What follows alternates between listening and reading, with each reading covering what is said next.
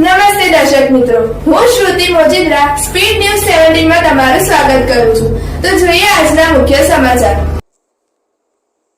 સુરતમાં ઝડપાયું જુગારધામ. વરાછા પોલીસે રેડ કરી 7 આરોપીને ઝડપી પાડ્યા. વરાછા વસંત ભીખાની વાડીમાં રમતા હતા જુગાર. આરોપી એકઠા થઈને 3 પત્તીનો જુગાર રમી રહ્યા હતા. વરાછા પોલીસે બાતમીના આધારે રેડ કરી હતી. વરાછા પોલીસે આરોપીની ધરપકડ કરી રોકડ રકમ કબજે કરી.